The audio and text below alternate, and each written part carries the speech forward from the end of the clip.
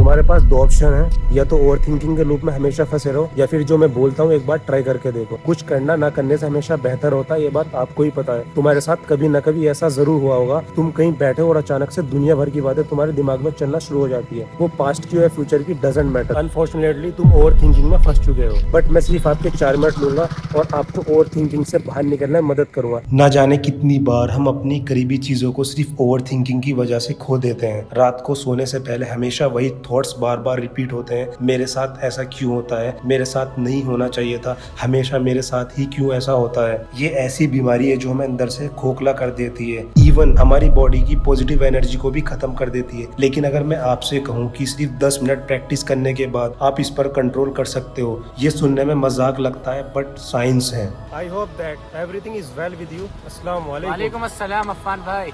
सोचना जरूरी है बट ओवर थिंकिंग एक पॉइजन है। अगर आप ये 3 साइंटिफिक सॉल्यूशन अप्लाई करते हो तो मैं गारंटी लेता हूँ आप अपनी ओवर थिंकिंग को खत्म कर दोगे। जब आप ओवर थिंकिंग करते हो, फियर सेंटर ओवर एक्टिव हो जाता है, डिसीजन मेकिंग पार्ट होता है जो शट डाउन हो जाता है। इसलिए ओवर थिंकिंग में आपको लगता है कि मैं स्टक हूँ। अगर आसान शब्दों में कहूँ, ओवर थिंकिंग एक मेंटल ट्रेडमिल है। आप भाग रहे हो, एनर्जी वेस्ट करते हो, लेकिन आप एक भी स्टेप आगे नहीं बढ़ते हो। ओवर थिंकिंग कोई परमानेंट डिसीज नहीं है, ये एक आदत है जिसको हम खुद पालते हैं और किसी भी आदत को इजीली छोड़ा जा सकता है। 90% लोग ओवर थिंकिंग करते हैं। हमारे 47% थॉट्स प्रेजेंट में नहीं होते हैं। या तो हम पास्ट में अटके होते हैं या फिर फ्यूचर की टेंशन होती है। रिजल्ट स्ट्रेस हार्मोन्स जिसको कोर्टिजोल बोलते हैं वो बढ़ जाता है, स्लीपिंग प्रॉब्लम शुरू हो जाती है और सच कहूँ तो कॉन्फिडेंस भी गिर जाता है। एक सिंपल थॉट आपका पूरा मूड, हेल्थ और डिसीजन मेकिंग खराब कर सकता है। ओवर थिंकिंग क्यों है? अगर पास्ट की वजह से है तो पास्ट तो हम कंट्रोल नहीं कर सकते ना, बट पास्ट से कुछ तो सीख सकते हैं। अगर फ्यूचर की टेंशन है, अगर आज बेहतर करोगे तो फ्यूचर भी बेहतर होगा ना। सॉल्यूशन भी बताऊंगा बट मैं आपको पहले ऐसे मिथ बताना चाहता हूँ जो आपको मिसगाइड करते हैं। पहला मिथ, लोगों को लगता है कि ओवर थिंकिंग का मतलब मैं इंटेलिजेंट हूँ,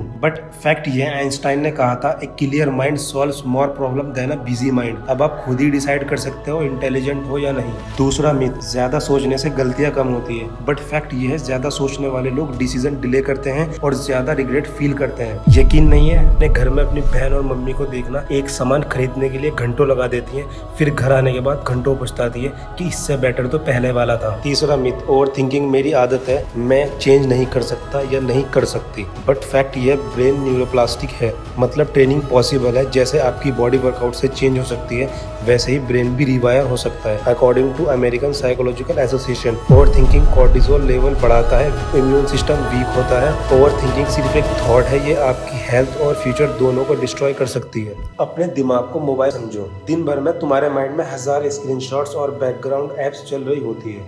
कन्वर्सेशंस, वरीज, कल क्या होगा, उसने क्या बोला। जब तुम जर्नलिंग करते हो, मतलब अपने थॉट्स पेपर पर लिखते हो, तो वो ऐसे होता है जैसे तुम अपने फोन की बैकग्राउंड एप्स को क्लोज करते हो। ब्रेन अनलोड हो जाता है, तुम्हें लगता है कि अब दिमाग में रिपीट करने की जरूरत नहीं है क्योंकि वो थॉट सेफ हो गए पेपर में। क्लियरिटी मिलती है, कंफ्यूजन कम होता है, तुम्हें क्लियरली दिखाई देता है क्या ये रियल प्रॉब्लम थी या बस एक इमेजिनेशन का ड्रामा था। स्ट्रेस हार्मोन्स कम होते हैं, रिसर्च बोलती है जर्नलिंग करने से एंजाइटी 20 से 30% तक कम हो जाती है। Second solution navy seals use करती है हाई स्ट्रेस सिचुएशन में, जिसको बोलते हैं बॉक्स ब्रीथिंग। रिसर्च कहती है ये पैरासिम्पैथेटिक नर्वस सिस्टम एक्टिव करता है। 4 सेकंड ब्रीथ इन करो, फिर 4 सेकंड होल्ड करो, उसके बाद 4 सेकंड ब्रीथ आउट करो, फिर उसके बाद 4 सेकंड होल्ड करो। बस 2 से 3 बार इसको ट्राई करो और दिमाग रिसेट हो जाता है। फिजिकल स्टेट चेंज, सॉल्यूशन 3, मतलब एक्सरसाइज या कॉल्ड स्प्लैश। साइंस कहती है मूवमेंट एंडोर्फिन्स रिलीज करता है और स्ट्रेस हार्मोन कम करता है। जब भी ओवर थिंकिंग आए तो पुशअप्स करो या कोई फिजिकल एक्टिविटी या आइस कोल्ड फेस पर भी ट्राई कर सकते हो। ये सॉल्यूशंस आपको बोरिंग लग सकते हैं बट बिलीव मी ये बहुत ज्यादा यूजफुल है।